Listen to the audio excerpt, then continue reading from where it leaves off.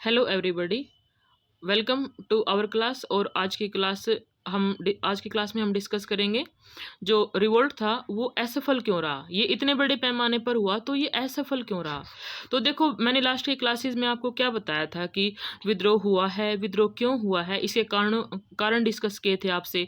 मतलब डिटेल में मैंने आपको पॉइंट टू पॉइंट बताया है, तो आप उनको एक बार देख लेना जाके। तो ठीक है, अब हम आते हैं आज की क्लास पर। तो ये असफल रहा, मतलब इसका उद्देश्य क्या था। इसका उद्देश्य ये था कि ये अंग्रेजों को बाहर निकाल देंगे, ठीक है।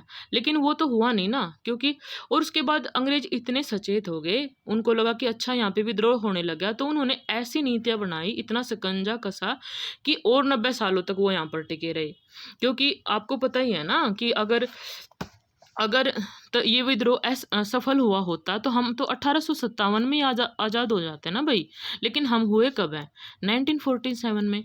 यानी कि करीबन करीबन हमको 90 साल और लग गए उनके गुलाम बने रहने में, ठीक है। तो उन उन पॉइंट्स को हम डिस्कस करेंगे कि आखिर वजह क्या थी जो ये रिवोल्ट असफल रहा, ठीक है। तो पहले पॉइंट नंबर 1 डिस्कस करेंगे हम कि निश्चित समय सीमा की प्रतीक्षा ना करना। तो देखो, मैंने आपको लास्ट की क्लास में बताया था कि 31 मई 1857 का दिन डिसाइड किया गया था कि भाई इस दिन विद्रोह करेंगे, है ना। चारों तरफ मतलब सबने मिलकर ये दिन डिसाइड किया था। लेकिन विद्रोह पहले ही स्टार्ट हो गया था, बताया था मंगल पांडे की वजह से। तो 10 मई को ही विद्रोह स्टार्ट हो गया था। 10 मई 1857 को ही विद्रोह हो चुका था, ठीक है। तो इसने नेगेटिव इम्पैक्ट क्या डाला, इस ये मतलब ये जो पहले स्टार्ट हुआ है, इसकी वजह से क्या हुआ कि आंदोलन कमजोर हो गया।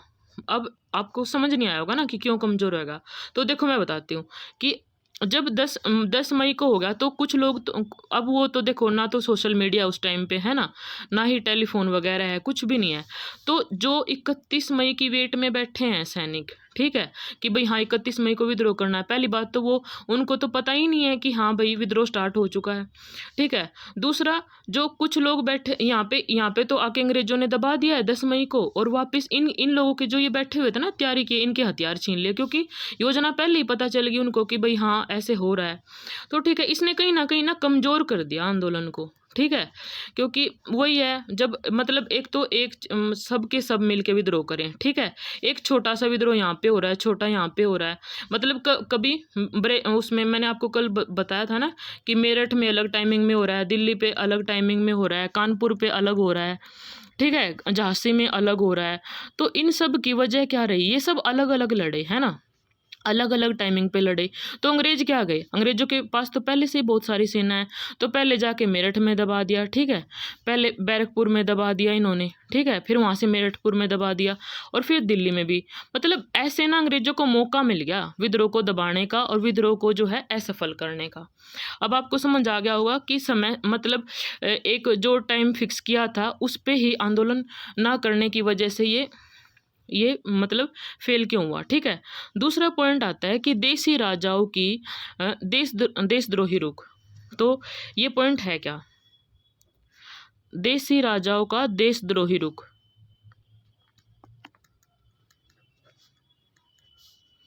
अच्छा, इसमें क्या है, देखो जो हमारे राज्य महाराजे थे ना, इनमें से कुछ तो मतलब वो अंग्रेजों से खफा थे। कौन कौन था, जैसे देखो झांसी की रानी जी खफा थी, ठीक है। उधर आप नाना साहब को देख लो, है ना, वो भी खफा थे, ठीक है। और बहादुर शाह भी कहीं ना कहीं खफाई थे, मुगल सम्राट हमारे जो थे, है ना। लेकिन कुछ ऐसे भी थे जो अंग्रेजों का साथ दे रहे थे, जैसे कि नाभा, पटियाला, ठीक है, जिंद और अफगानिस्तान। उस टाइम ये हमारे में ही लगता था, अलग नहीं था इतना ज़्यादा, मतलब कुछ एरिया लगता था। तो ये सब, और जो ये सिख, और फिर मद्रास, ठीक है, ये सब जो है ना, ये सब उस टाइम अंग्रेजों के साथ थे, ठीक है ना। तो मतलब और ऊपर से मैं आपको बताऊं, जो मद्रास है ना, मद्रास की तो सेना भी अंग्रेजों का साथ दे रही थी और अंग्रेजों की तरफ से लड़ने जाती थी। ये तो इतने ज़्यादा अंग्रेज भक्त थे, मतलब कोई तो आर्थिक संसाधन से उनकी हेल्प कर रहा था और कोई अपने सैनिक भेज करके हेल्प कर रहा था। तो जब अपने ही लोग दुश्मन को हेल्प करेंगे, चाहे वो मतलब आर्थिक सहायता दे के करे, चाहे सैनिक सहायता दे के, आर्थिक सहायता में समझ रहे हो ना भाई, कि मतलब खाने को दे दिया, अगर सैनिक आ रहे हैं आसपास में, खाद्य सामग्री होगी या बहुत सारी चीज़ें होती हैं युद्ध में जो वो पहुंचा रहे थे, उनको उपलब्ध करा रहे थे। तो इन सब ने आंदोलन को कहीं ना कहीं कमजोरी किया है ना, ठीक है। तो अब हम थर्ड पॉइंट आता है कि सांप्रदायिकता का खेल, ठीक है। तो देखो सांप्रदायिकता का खेल क्या है।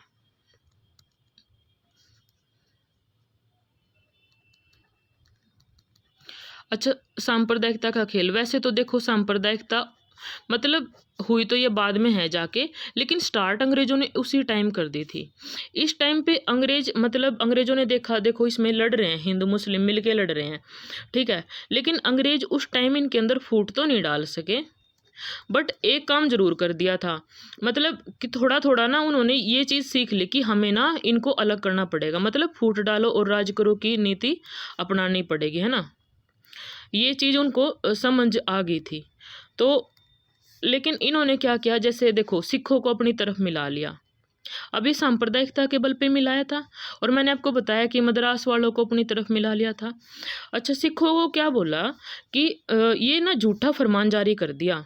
ये मैंने जो हमारे मुगल सम्राट थे ना उस टाइम पे, बहादुर शाह द्वितीय, तो उनके नाम पे झूठा फरमान जारी कर दिया। क्या बोले अंग्रेज, मतलब ऐसे झूठा फरमान चला के बोल दिया ये पंजाब में कि जो अगर ये जो 1857 का विद्रोह सफल हो जाता है ना, तो अगर ये सफल हो गया तो वापस से जो है ना ये मुस्लिमों की वो आ जाएगी सरकार, मतलब मुस्लिम शासन आ जाएगा वापस से। जैसे इतने सालों से मुस्लिम शासन, भाई अकबर, जहांगीर, शाहजहाँ, सब जानते हो ना आप, सब के सब मुस्लिम शासक थे। तो वो कह रहे थे कि ये दौर वापस आ जाएगा, ठीक है। और जैसे ये दौर वापस आएगा आएगा ना मुसलमानों का, तो एक एक सिख का वध कर देंगे ये लोग। और ये उन्होंने बोला कि हमारे पास, मतलब झूठा ना तार भेज दिया इसमें कि भाई एक एक सिख का वध कर देंगे। ऐसे बात बोली नहीं थी बहादुर शाह ने, इन लोगों ने सिर्फ फूट डालने के लिए ऐसा किया। तो सिख भड़क गए भाई, सिखों को लगा अरे भाई दोबारा से मुस्लिमों के शासन नहीं आने देना, चाहे कुछ भी हो जाए, तो हम तो अंग्रेजों का ही साथ दे लेंगे। तो इस तरीके से इन्होंने सांप्रदायिकता का खेल खेला, ठीक है, समझ रहे हो। तो इस तरीके से इन्होंने आंदोलन को कमजोर करने में भूमिका निभाई, ठीक है। तो फोर्थ पॉइंट मैं आपको बताऊं, अच्छा शस्त्रों का अभाव, ठीक है। शस्त्रों के अभाव में आप क्या समझेंगे, देखो अंग्रेज जो सैनिक हैं उनके पास बहुत सारे शस्त्र हैं। फोर्थ पॉइंट है संपूर्ण देश में प्रसारित ना होना, संपूर्ण देश में प्रसारित ना होना। अब ये क्या है भाई, देखो 1857 का विद्रोह, मतलब देखो इससे मैंने आपको बताया था कि दक्षिण भारत में तो ये थोड़ा बहुत फैला था, ज़्यादा नहीं फैला था, ठीक है। फिर मद्रास इसमें शामिल नहीं था, मद्रास था भी तो अंग्रेजों की तरफ से था, ठीक है, हमारी तरफ से तो था नहीं ना। तो ऐसे ना, और फिर मैंने हाँ शायद कल की वीडियो में मैंने आपको बताया था कि ज़्यादा जो पढ़े लिखे लोग थे वो इसमें नहीं मिले, है ना। उनको लगा कि भाई अरे ये गलत कर रहे हैं, क्योंकि उनको तो उस टाइम अंग्रेजी अच्छे लगते थे। फिर व्यापारी लोग हो गए, क्योंकि उनको तो अंग्रेजों से मुनाफा प्राप्त हो रहा था, ठीक है। फिर जैसे मैंने अभी बताया कि नाबार्ड डिस्ट्रिक्ट हो गया, ये सब, और पटियाला हो गए, ये सब मतलब शामिल भी हुए, तो अंग्रेजों की तरफ से शामिल हुए। तो अगर ये सब मिलके जो है इस मकसद से लड़े होते कि अंग्रेजों को भारत से बाहर निकालना है, मतलब मद्रास भी, सिख भी, ठीक है ना, सब के सब मतलब एक साथ होकर लड़े होते ना, तो आपको पता ही है ना कि एकता में बल होता है। भाई एक होके तो इंसान क्या नहीं कर सकते, और अलग अलग तो क्या ही कर लेंगे, है ना। वो मुहावरा नहीं है कि अकेला चना क्या भाड़ फोड़ेगा, तो वो बात होती है, ठीक है। तो अगर देखो पूरा दक्षिण भारत और उत्तर भारत मिल जाता है ना, और जो ये मद्रास के सैनिक और सिख रेजिमेंट के सैनिक अंग्रेजों के साथ जाके मिले, ये हमारी तरफ से लड़ते और ये लोग भी शामिल हो जाते, तो हम निकाल ही देते। तो ठीक है ना, ये फिर जो हमने बाद में इतनी लंबी दास्तां झेली है ना, ये हमें शायद ना झेलनी पड़ती, ठीक है। तो फिफ्थ पॉइंट आता है शस्त्रों का अभाव। अब इस बात को तो आप समझ ही गए होगे ना। देखो हमारे पास तो क्या थे, हमारे पास हम तो वही अपनी पुराने तलवार, वही अपने तलवारबाजी, और क्या थी हमारे पास, कुछ नहीं, तलवार डंडे से लड़ रहे थे, है ना। बट जो ब्रिटिश सैनिक थे उनके पास तो भाई तोप थी, है ना? और मतलब दूर तक जाने वाली बंदूक भी थी। आधुनिक मतलब सारे आधुनिक अस्त्र शस्त्र थे इनके पास, और हमारे पास हम वही पुराने अपने मार्शल आर्ट पे अटके पड़े हैं, है ना? तो अब ऑब्वियसली तो हम हारेंगे ही ना, ठीक है? तो ये भी एक कहीं ना कहीं संसाधनों का अभाव भी कहीं ना कहीं एक रीजन रहा है हमारे हारने का, ठीक है? और सिक्स्थ पॉइंट है सैनिकों की संख्या में अंतर।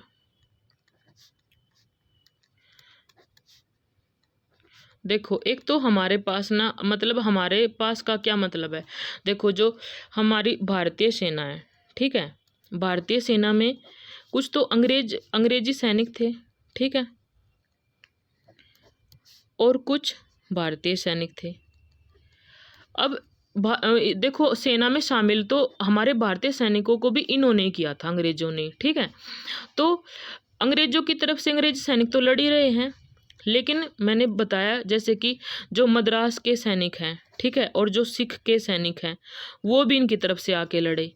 तो ये दोनों इनकी तरफ से आके मिल गए, तो हमारे तो थोड़े बहुत ही बचे ना। तो जो भी बचे थे, तो मतलब हम इनके पास तो देखो 96,000 सैनिक हो गए थे। मतलब विपिन चंद्रा में डाटा दिया हुआ है, मैं ऐसे ही नहीं बोल रही, बट हमारे पास बहुत कम सैनिक थे, तो सैनिकों की संख्या में ही बड़ा अंतर था, ठीक है? तो अगर देखो ये एक साथ हुआ होता ना, तो अंग्रेजों को ना मद्रास से सेना बुलाने का समय नहीं मिलता, है ना? लेकिन अब मद्रास में विद्रोह हो ही नहीं रहा था, तो इन्होंने यहाँ पे आके कानपुर में, दिल्ली में, बैरकपुर में आकर के विद्रोह को दबा दिया, ठीक है, और सिखों की सेना को शामिल कर लिया। तो देखो ये सारे पॉइंट कहीं ना कहीं एक दूसरे से जुड़े हुए हैं, जिन्होंने मिल के आंदोलन को कमजोर किया। और देखो एक सबसे बड़ी बात यह है कि ना, अगर जो सफल नेतृत्व होता ना इसका, एक होता ना कि लीडर, मतलब नेतृत्व, ठीक है? देखो आज भी देख लो, अगर कोई मूवमेंट चलाना है या फिर कोई भी आंदोलन चलाना है, तो एक लीडर होता है ना, जो मेन होता है, उसकी इमेज काफ़ी अच्छी होती है। बट अगर कोई लीडर ना हो ना, तो आंदोलन में हर कोई मतलब अपने आप में लीडर बन जाता है, और जिसके जो मन आता है वो करता है। तो देखो यहाँ पर किसी ने भी एक लीडर नहीं चुना, जैसे कि झांसी में क्या हो रहा था, रानी लक्ष्मीबाई जी अपने लिए लड़ रही हैं, है ना? और फिर देखो कल मैंने आपको बताया था, ठीक है? अच्छा दिल्ली में बहादुर शाह जी वैसे तो वो तो कुछ नहीं कर रहे, लेकिन जो बख्त खाजी हैं वो लड़ रहे हैं, ठीक है? बस इन सब के साथ सैनिक शामिल हो रहे थे जाके, तो सब के सब ना अलग अलग लड़ रहे हैं, ठीक है ना? और जो अवध में मैंने बताया था बेगम हजरत, वो बेगम जी अलग से लड़ रही हैं। तो अगर सोचो कि ये सब एक होते और एक किसी को अपना लीडर चुन लेते, और वो पूरी रणनीति इनको समझाता कि भाई ऐसे प्लान करना है, एक ही प्लानिंग पर कर, तो शायद कहीं ना कहीं ये मूवमेंट जो है सफल होता, ठीक है? तो अभी हमने जितने भी पॉइंट डिस्कस किए हैं, ये सारे मेंस यूपीएससी में या पीसीएस में मेंस के पॉइंट ऑफ व्यू से काफ़ी इम्पोर्टेंट है, और आपको चैप्टर को समझने में काफ़ी मदद करेंगे। तो चलो एक बार आज आज हमने क्या क्या पॉइंट डिस्कस किए हैं, ठीक है? तो मैंने आज डिस्कस किया कि विद्रोह की असफलता के कारण। पहला, निश्चित समय की प्रतीक्षा न करना। मैंने आपको बताया है ना, जैसे 31 मई 1857 को विद्रोह होना था, बट 10 मई 1857 को ही होगा, और वो तो मतलब वहाँ पे हुआ है मंगल पांडे की वजह से, तो बाकी हर जगह पे अलग डेट थी, है ना? कानपुर में 5 जून होगी, झांसी में 7 जून होगी, इस तरीके से थी।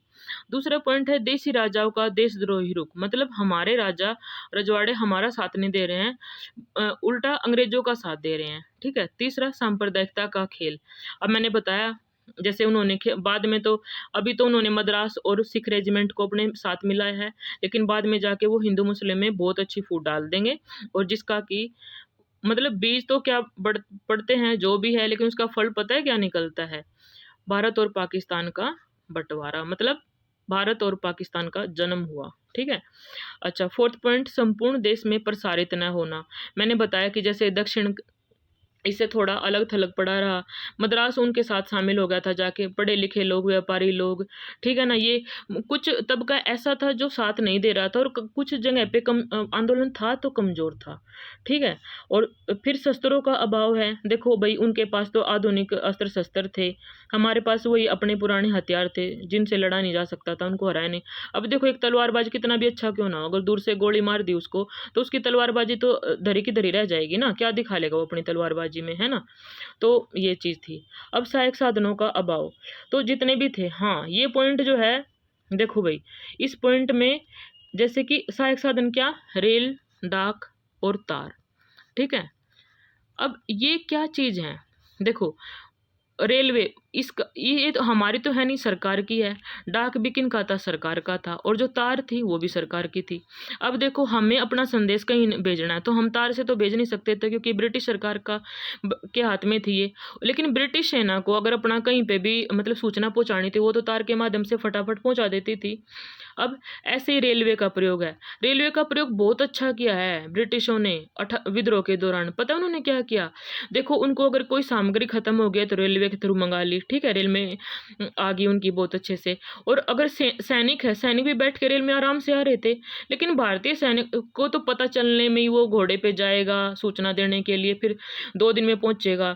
तब तक तो वहां पे अटैक ही हो चुका होता है, जिन्होंने इंफॉर्मेशन भेजी होती है हेल्प के लिए।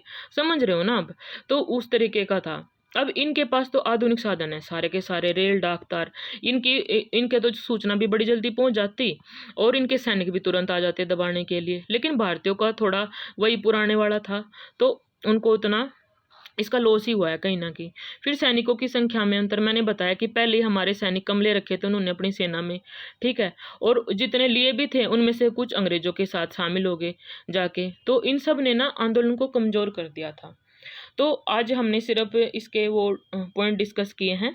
तो आज की वीडियो को मैं ज़्यादा लंबा नहीं करूँगी, यहीं पे एंड करूँगी। थोड़ी कल हम डिस्कस करेंगे कि जो ये क्रांति है या विद्रोह है, इसके रिजल्ट क्या निकले, ठीक है। कल का टॉपिक काफ़ी इंपॉर्टेंट रहेगा, क्योंकि उसमें से भी क्वेश्चन निकलेंगे, है ना। ये आज का तो थोड़ा बेसिक था, ये यूपीएससी वालों के लिए, पीसीएस वालों के मेंस के पॉइंट ऑफ व्यू से, एनपीटी के पॉइंट ऑफ व्यू से काफ़ी इंपॉर्टेंट है। बट आप लोगों को बता दूं कि अब आपके ना स्टोरी की तरह ना माइंड में ये छप चुकी हैं चीज़ें। आप फैक्ट पढ़ोगे ना जाके, आपको ये नहीं लगेगा कि ये कहाँ से आ गई चीज़। आपको ना मेरे मेरे जो ये स्टोरी की तरह मैंने बताया ना, ये आपके दिमाग में रहेगी, तो आपको बहुत इजीली फैक्ट याद हो जाएंगे। आप ना उन फैक्ट के पीछे का कारण जानते होगे, ठीक है ना। जैसे अब देख लो, आपको कोई बर्थडे, अभी ये ऐसे रहेगा, अगर आप, मैं बता रही हूँ आपको, मेरी वीडियो के बाद जब अपना टॉपिक आप तैयार करोगे ना, 2-3 बार आप मेरी वीडियो देख लेना। उसके बाद आपके पास अगर एनसीईआरटी से करना है तो एनसीईआरटी से करो, अगर आपको स्पेक्ट्रम से करना है टॉपिक तो स्पेक्ट्रम से करो, अगर आपको लूसेंट से करना है तो लूसेंट से करो। अकॉर्डिंग टू योर एग्जाम आप ये खुद डिसाइड करो। बट जैसे आपसे आपका कोई ये पूछ लेना कि अपना इंट्रोडक्शन दो, और आप फटाफट ऐसे बोल देते हो, तो ऐसे ही ना पॉइंट टू पॉइंट आपके दिमाग में ये चीज़ें छप जाएंगी। इसका मैं प्रोमिस करती हूँ आपको, ठीक है। तो चलिए नेक्स्ट वीडियो में मिलेंगे आपसे, और तब तक के लिए thank you, good luck, good study.